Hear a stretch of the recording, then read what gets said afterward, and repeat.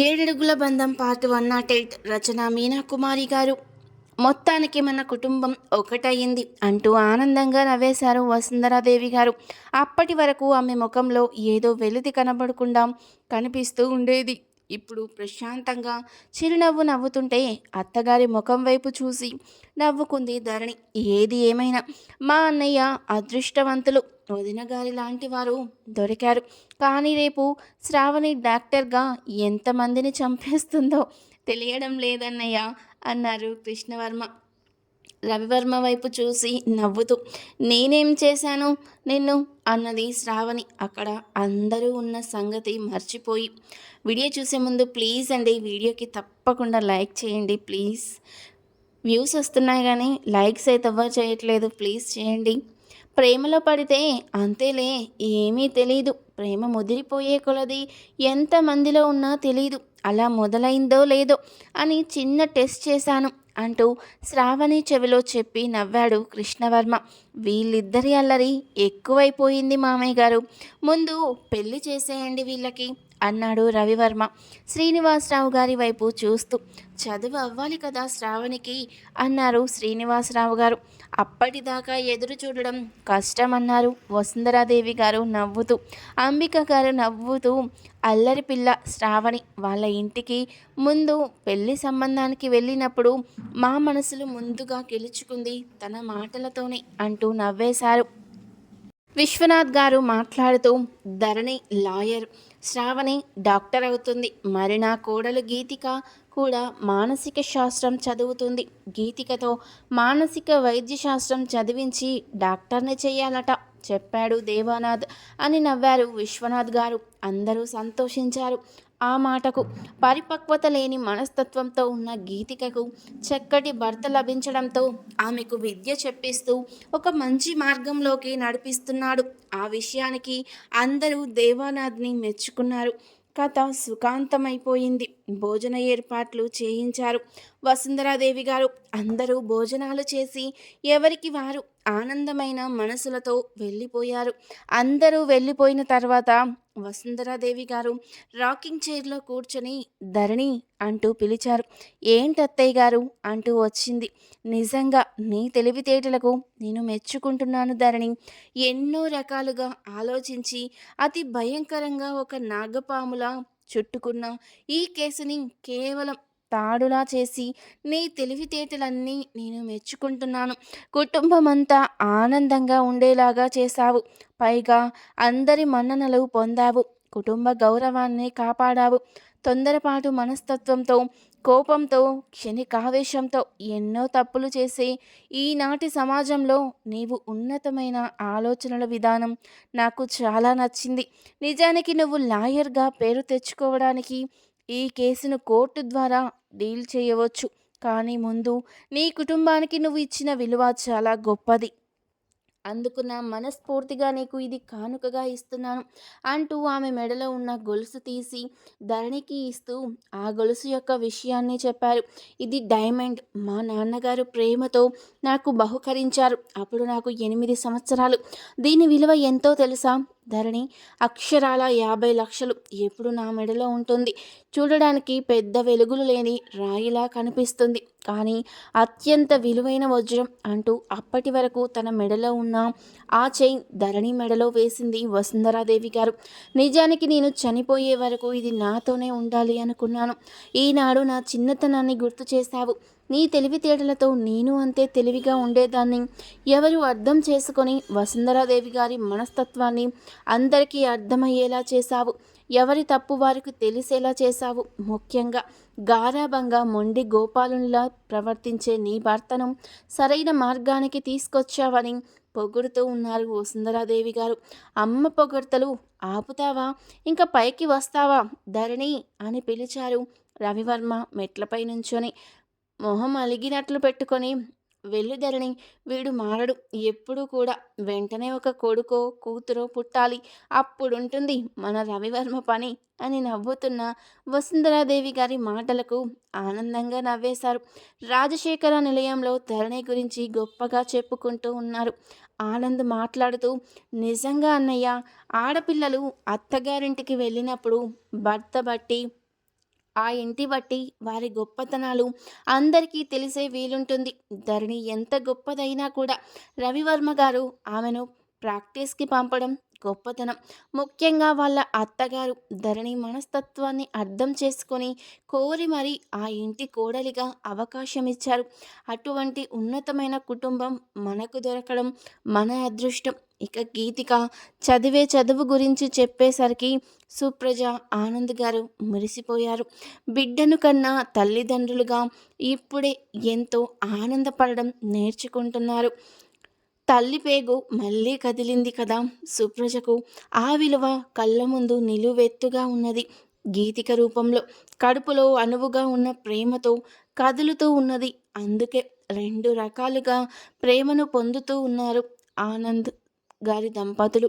కృష్ణవర్మ గారు మాట్లాడుతూ దుర్గమ్మ గారితో జరిగిన విషయాలన్నీ యాక్షన్ మూమెంట్తో సహా చెబుతున్నాడు.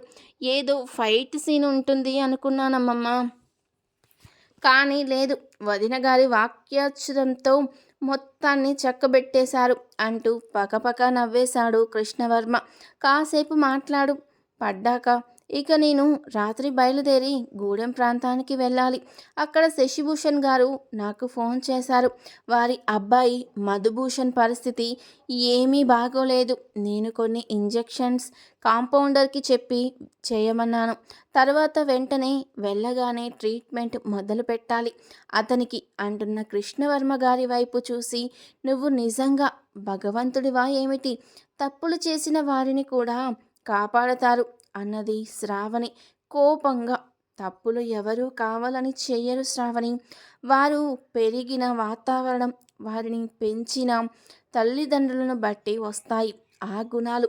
నిజానికి మధుభూషణ్ గారి తల్లి లాంటి తల్లి ఉంటే ఎవరైనా అంతే. నా తల్లి మాటలు నన్ను ఇప్పటికీ ఒక మంచి దారిలో ఎలా నడుపుతున్నాయో అలాగే మధుభూషణ్ తన తల్లి మాటల వల్ల అలా తయారయ్యాడు. ప్రతిదీ తప్పుగా తీసుకుంటే ఎలా? ఒప్పుగా మారేటప్పుడు మనం కూడా సహాయం చేయాలి. ఒక్కసారి దొంగతనం చేస్తే దొంగ దొంగ అంటుంది ఈ సమాజం. వాడిని మనశ్శాంతిగా అస్సలు బతకనివ్వదు. ఎక్కడ ఏ వస్తువు పోయినా కూడా వాడి మీద నిందలు తప్పక వేస్తారు. కాలం రీతి అలా ఉంది. కానీ మనం మాత్రం ఎవరికి వారు మనసు పెట్టి ఆలోచించాలి శ్రావణి. తప్పు చేశాడు కాబట్టి 4 తగిలించాలి అనుకున్నాను. తప్పు తెలుసుకున్న వాడిని క్షమించడం ధర్మం కదా అన్నాడు కృష్ణవర్మ నవ్వుతూ. దుర్గమ్మ గారు విని తల ఊపుతూ నిజమే అన్నట్లు నవ్వుకున్నారు. సరే నేను వెళ్ళి వస్తాను. తాతగారితో కలిసి కూర్చొని మాట్లాడి అంటూ కృష్ణవర్మ చెప్పి బయలుదేరాడు. ఏమిటో ఇలా వస్తాడు అలా మాయమైపోతాడు. నాకు ఒక్కోసారి అనుమానంగా ఉంటుంది. అసలు ఆ శ్రీకృష్ణుడే ఈ కృష్ణవర్మ ఏమిటి అని అనుకుంటున్న శ్రావణి కళ్ళల్లో నీళ్లను వెళుతూ వెళుతూ వెనక్కి తిరిగి చూసి నవ్వేశాడు. వద్దు అన్నట్లు కళ్ళతోనే సైగ చేస్తూ కృష్ణవర్మ. అందంగా నవ్వింది శ్రావణి. వసుంధర నిలయంలో రవివర్మ ముఖం చూస్తూ నవ్వుతూ పైకి వెళ్ళింది ధరణి. ఇంకేం, బాగా అత్తగారి గారాబం ఎక్కువయింది కోడలి పిల్లకి. రోజు రోజు ప్రజెంటేషన్లు కూడా ఎక్కువైపోతున్నాయి. నన్ను పట్టించుకునేవారే లేరు అని అలిగినట్లు ముఖం పెట్టుకున్నాడు రవివర్మ కావాలని. ధరణి మెడలోని డైమండ్ గొలుసు చూసి లోపల మురిసిపోతూ పైకి నటిస్తున్నాడు. ఇప్పుడు అయ్యగారికి ఏమి తిప్పలొచ్చాయి అన్నది ధరణి నవ్వుతూ. అబ్బో, కోడలిగా నెంబర్ 1లో ఉన్నారు. లాయర్గా నెంబర్ 1లోకి వెళ్ళిపోతున్నారు. కానీ భార్యగా మాత్రం భర్తను నిర్లక్ష్యం చేస్తున్నారు. అయ్య బాబోయ్, ఏమి నిర్లక్ష్యం చేశానండి? పక్కనే ఉన్నారుగా మీరు. అత్తయ్య గారు పిలుస్తున్నారు అని ఆమె దగ్గరికి ఒక అరగంట ఉన్నందుకు మంత్రాలు చదువుతున్నారా? ఏం చేయాలో చెప్పండి మహారాజా రవివర్మ అంటూ నవ్వింది నమస్కరిస్తున్నట్లు వంగి నటిస్తూ ధరణి. రవివర్మ ఒక్కసారిగా భార్యను అనుకోకుండా పైకెత్తుకున్నాడు.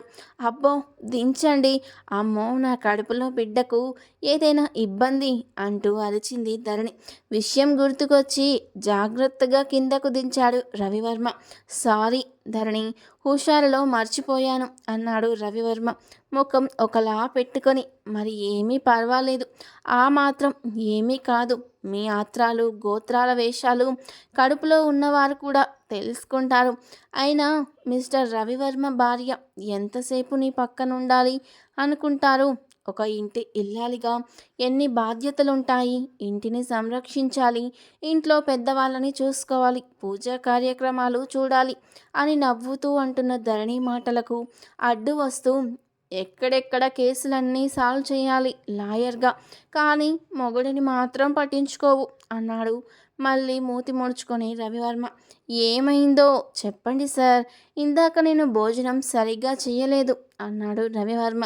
మీరెందుకలా తింటారో నాకు తెలుసు, నేను గమనించాను, ఇదిగోండి తీసుకొచ్చాను అంటూ నవ్వింది ధరణి.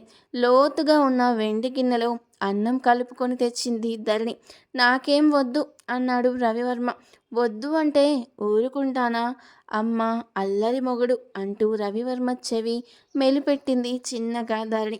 అబ్బా అంటూ నోరు తెరిచిన రవివర్మ నోట్లో ముద్దుగా ముద్ద పెట్టింది ధరణి. ఎంతైనా తల్లి కాబోతున్న ఆడవాళ్ళలో చాలా మార్పులు వస్తాయి, మొగుడికి కూడా భక్తులు చెప్పేస్తూ ఉంటారు అంటూ నవ్వేశాడు రవివర్మ. తండ్రి కాబోతున్న మీరు కూడా చాలా విషయాలు నేర్చుకోవాలి అంటూ రవివర్మ ఒడిలో చిన్నగా కూర్చుంది ధరణి. ఏమిటి భారాలు నా మీద మోపారు దేవిగారు అంటూ నవ్వాడు రవివర్మ. రేపు పిల్లల్ని మోయాలి, అందుకని మీకు చిన్న ప్రాక్టీస్ అంటూ నవ్వింది ధరణి. పుట్టగానే ఇంత బరువు ఉంటారా?